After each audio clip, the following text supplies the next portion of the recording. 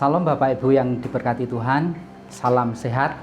Kita bertemu kembali di dalam renungan kali ini. Renungan kali ini akan diambil dari bacaan Lukas, pasalnya yang ke-16, ayat 19 sampai 31. Namun tidak akan saya bacakan, nanti Bapak Ibu bisa baca sendiri. Tentunya kisah dalam bacaan ini tidak asing bagi kita, yaitu berbicara tentang kisah seorang kaya dan Lazarus yang miskin.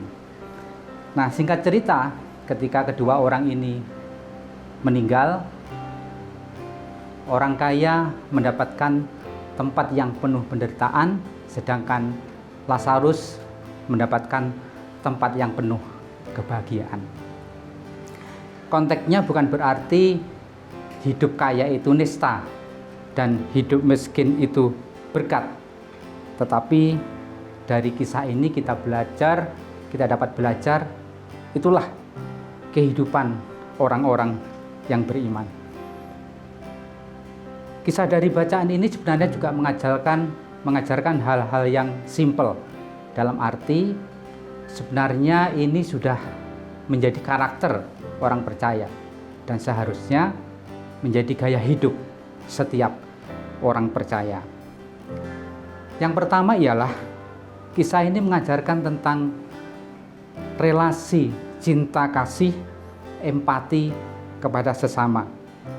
Hidup orang beriman adalah sebuah panggilan untuk berbuat baik, saling berbagi, memberi perhatian kepada orang miskin, orang yang sakit, orang yang lapar, dan orang yang menderita. Kemudian yang kedua, kisah ini juga mengajarkan kepada kita bahwa inilah waktu yang tepat untuk mempersiapkan diri sebelum kita dipanggil pulang nanti. Bukan nanti setelah mati.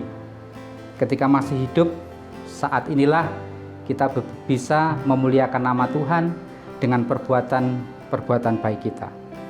Yang berikutnya adalah kisah ini juga mengingatkan bahwa di luar sana masih banyak saudara-saudara kita yang belum mengenal kasih Tuhan. Inilah saatnya kita untuk menjangkau mereka dengan berdoa, dengan bersafaat bagi mereka. Kisah ini juga mengajarkan bahwa memberitakan kabar baik itu sewaktu kita masih hidup, bukan setelahnya. Sebab setelah kita mati, kita tidak bisa berbuat apa-apa. Pun demikian, bagi orang yang sudah mati, tertutup bagi mereka untuk menerima pertobatan dan keselamatan.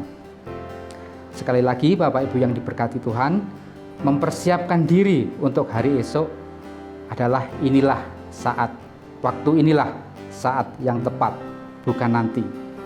Dari kisah di atas dapat kita ambil kesimpulan yang pertama, mempersiapkan kematian adalah waktu hidup, bukan sesudah mati. Yang kedua, melakukan hal baik kepada sesama untuk memuliakan Tuhan waktu kita masih hidup, bukan sesudahnya.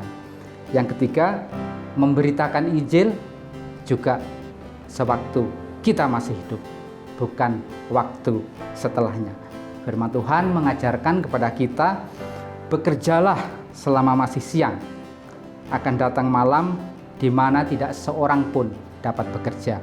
Diambil dari Yohanes 9 ayatnya yang keempat. Terus jaga kesehatan, terus bekerja buat Tuhan. Tuhan Yesus memberkati.